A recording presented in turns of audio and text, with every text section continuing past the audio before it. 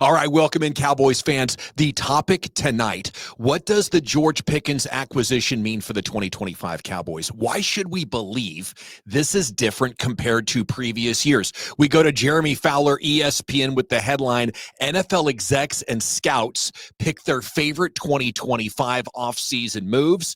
From anonymous sources, what does George Pickens on the Cowboys mean? Okay, we'll hear from them, but we have takes of our own, of course, and we want to hear yours in the replies down below. What does George Pickens mean for the Cowboys as we get set for Oxnard?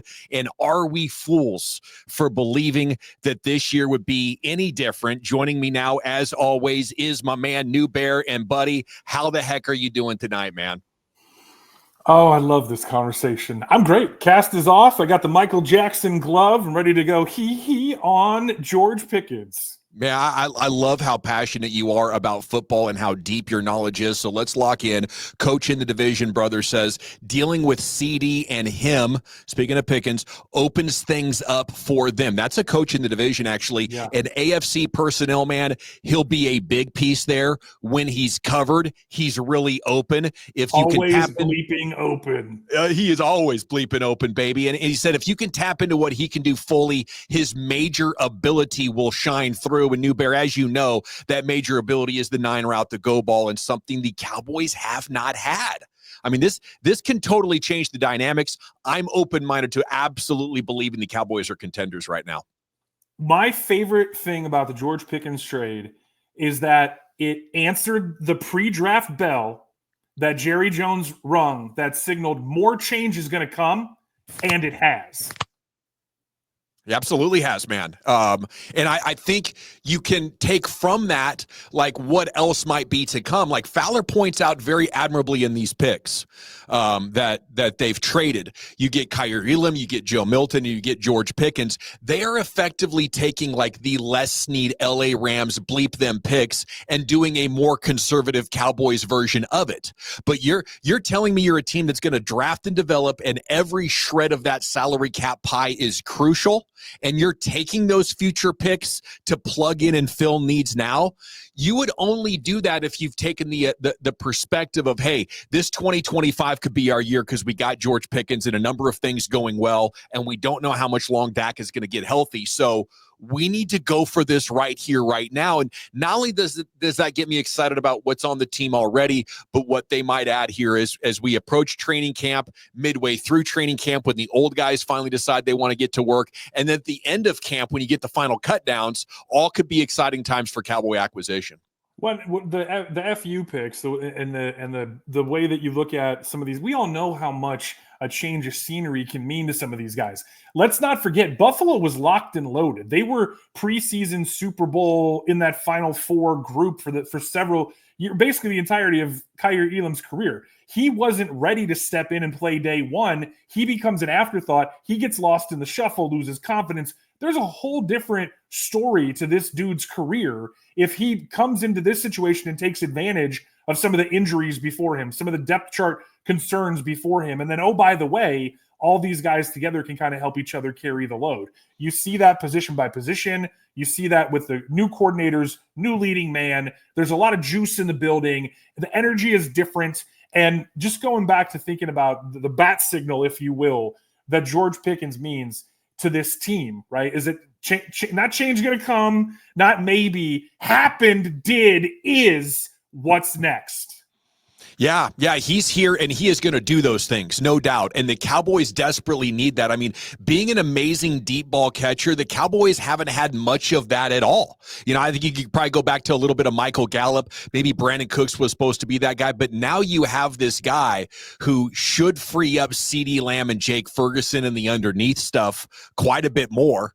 And you know, you should also get much more favorable looks for your running game. Like, I think this is the catalyst move. This is what Dez Bryant used to be, a wide receiver that could dictate coverages and, force them to declare important stuff about their coverage. But the difference is now you also have Ceedee Lamb, who's going to destroy you and has actually run the second most routes in the slot behind Cooper Kupp over the last 4 years in the entire NFL.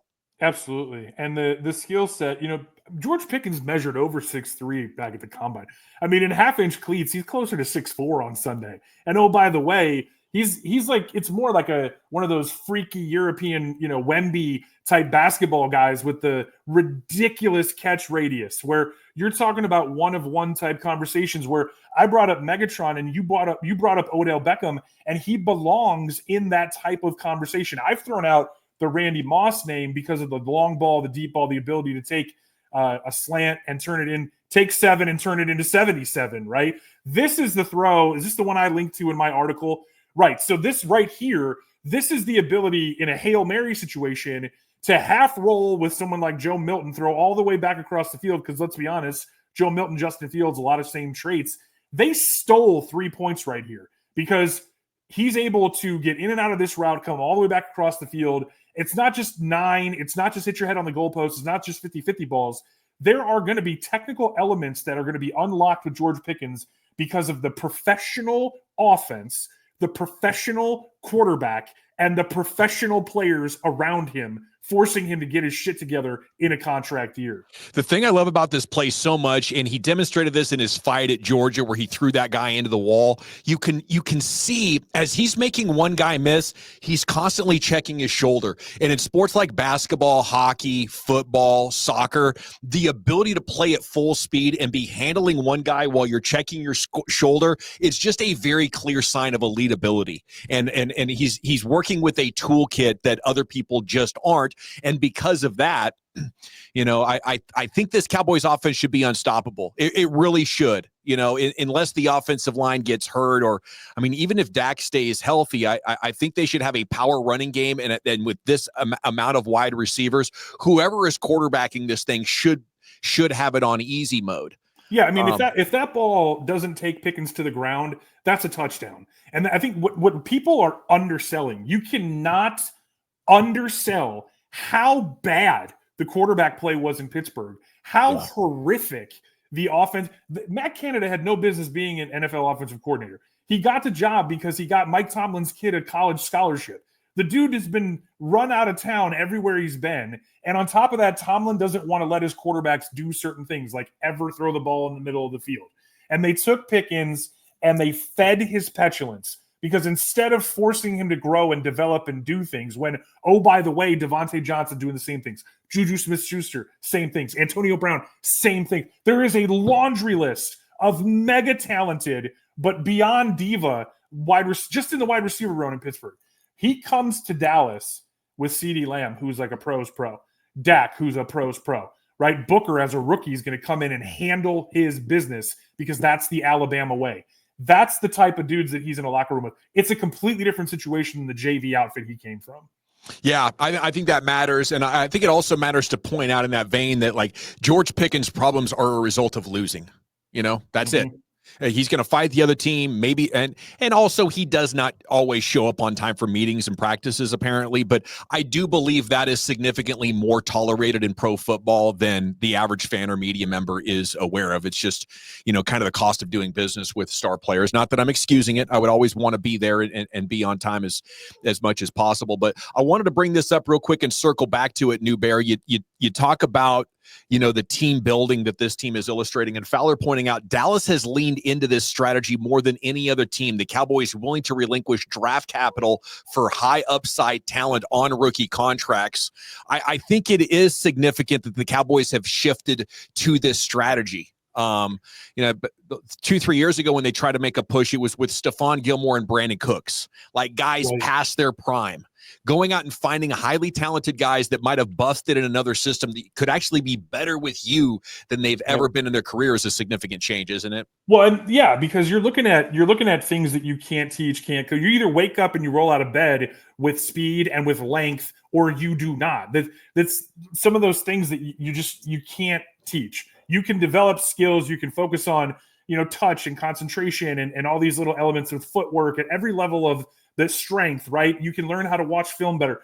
But there's not a whole lot of dudes who are 6'4", 200 pounds, rolling out of bed at 4.47 with crazy catch radius, the ability, like you're talking about, to have that awareness, the spatial awareness, the fight. Because, oh, by the way, on top of all this, the reason he's so maligned is that when he doesn't play hard, it's so obvious. When he takes a play off, when he refuses to block, when there's a fumble and he doesn't jump on the ball, it's so obvious because he's completely shut down, but also because of how hard he plays when he's engaged. And there's going to be good and bad. There's going to be a moment where there's a blowout. There's going to be a moment where someone's talking trash and they say the right thing at the right time and a ref calls a ball that could be a catch or could be incomplete, and he's going to get fined. Like, let's just be honest. It's going to happen. But if it comes from a place of competition and it comes from a place, even the Cleveland thing where he's fighting dudes in the snow while the ball's in the air, even that is almost justifiable because it's not an effort. It's not an attitude problem. It's a, holy shit, we actually have to rein this guy in. That kind of stuff at 6'4" and cleats, 200 pounds, 4.47, you can't teach. And it's just crazy. You know, Dak has been a good deep ball passer throughout his career. And to add this element, I think it's just a matter of Dak learning how much he can trust the guy, where he can throw it, where it's safe, where only Pickens can get it. And I wouldn't be surprised if there's some growing pains as you sort of get this thing sorted out. But the potential is so outrageously high that it, should be difficult to mess up. Okay, next branch on this George Pickens topic tree for you. Speaking of that, how much do you see Ceedee as a clear number one? He has said there's no number one, number two. The coaches have said that. I think they're all saying the right things. But Pickens is a great talent. I see Ceedee as a total wide receiver. And I think it's out of respect to Pickens and the good vibes that we're saying these kind of things, New Bear. Well, so they're completely different players.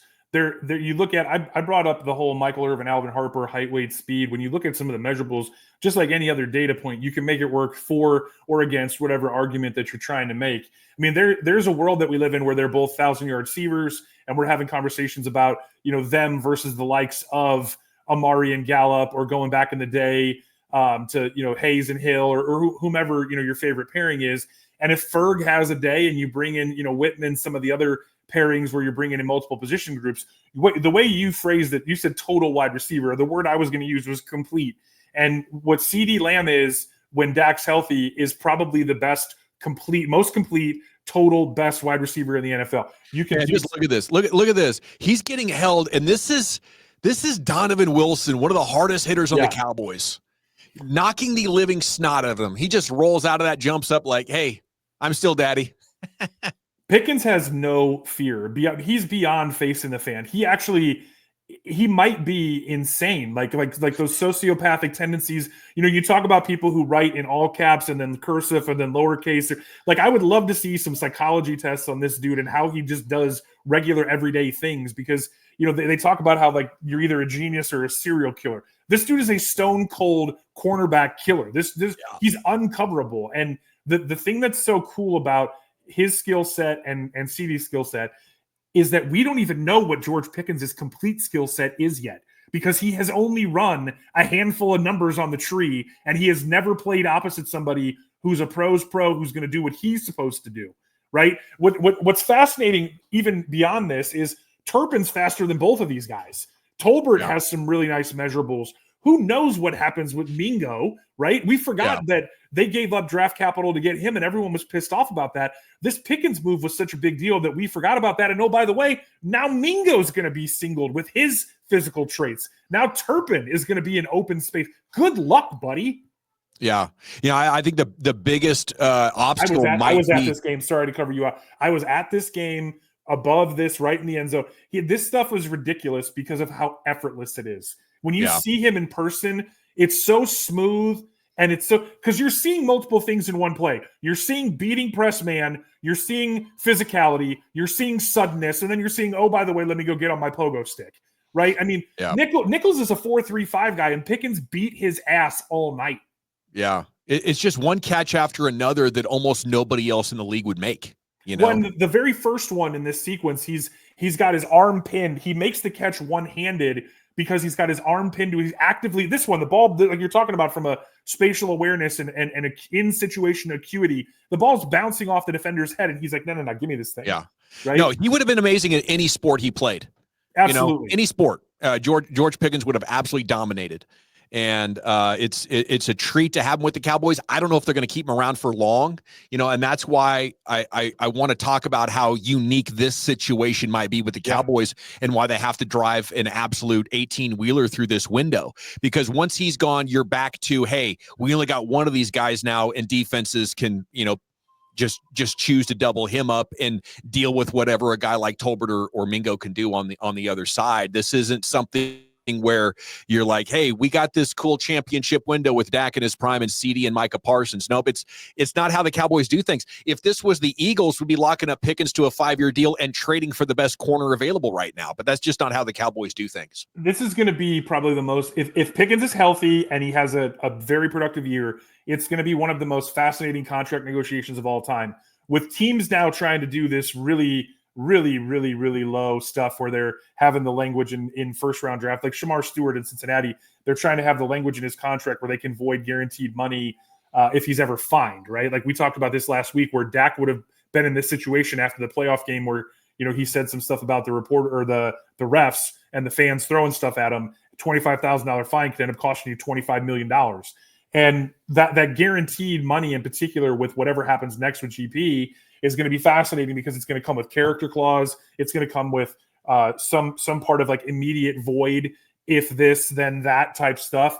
And what your point at the beginning of this segment is so fascinating is because he is in the final year of the rookie deal. What I just said is true about what's going to happen going forward if he's productive.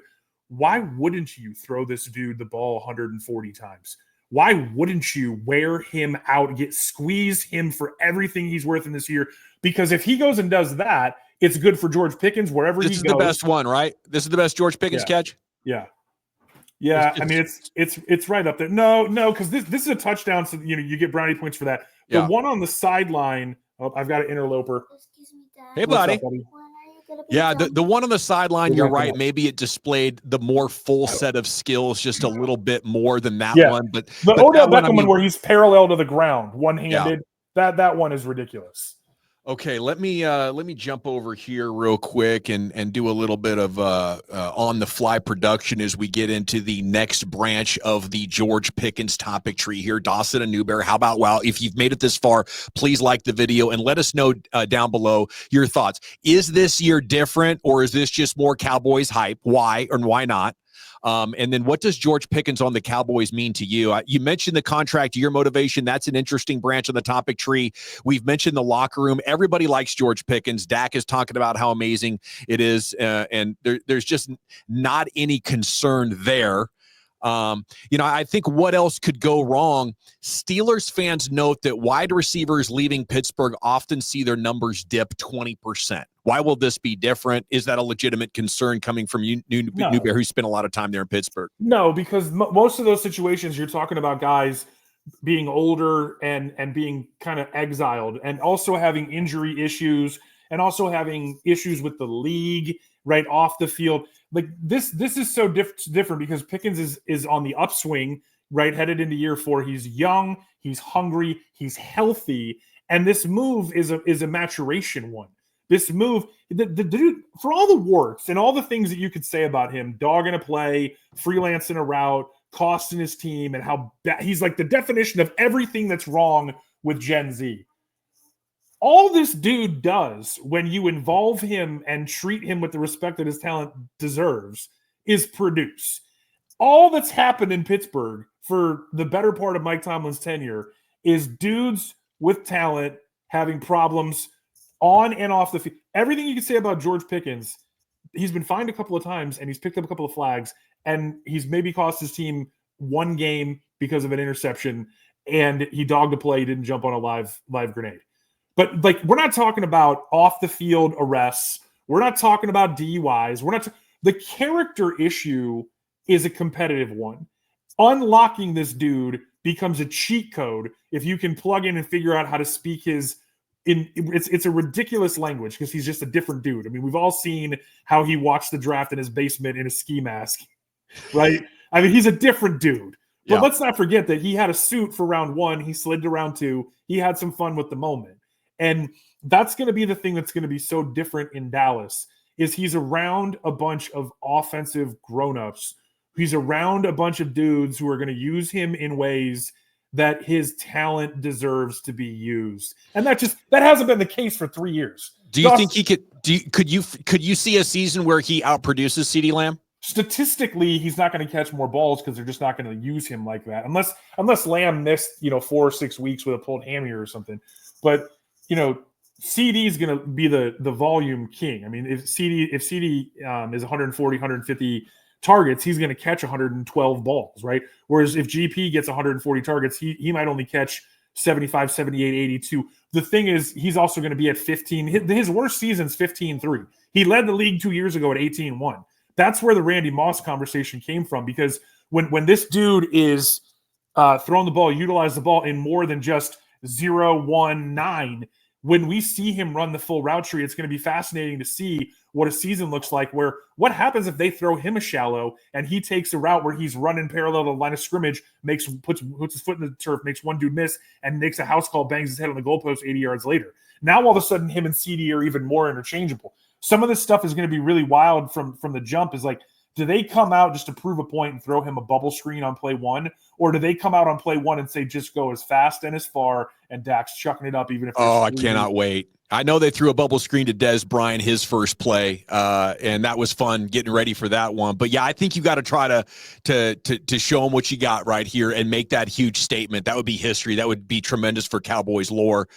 Newbear, before we get out of here, tremendous job. I mean, your thoughts on this topic is just so great. And I love that you've been in Pittsburgh and have this perspective on George Pickens and everything going on there. But I want to tap into your Pittsburgh perspective in this light, that you're not in DFW, that maybe you're more immune to that annual tradition of the Cowboys fans getting sucked into believing that this is our year. You just mentioned a bunch of things, and I think, to provide further context on that, being in North Texas, around buddies, around being in the media, there's a competition who can be more cynical about these Cowboys. There is, because nobody wants to admit to buying into what Jerry and Steven are selling, because then you would be gullible. You would be the sucker. You're the mark, right? But I think if you look around the NFC, the Niners aren't what they were. The Eagles aren't what they were last year at all. The opportunity is there to make it. I don't know how good the Lions are going to be. And then once you get to the AFC, sure, what's waiting for you? Probably a better team. Mm-hmm. But then you just got to be, you got to have one day.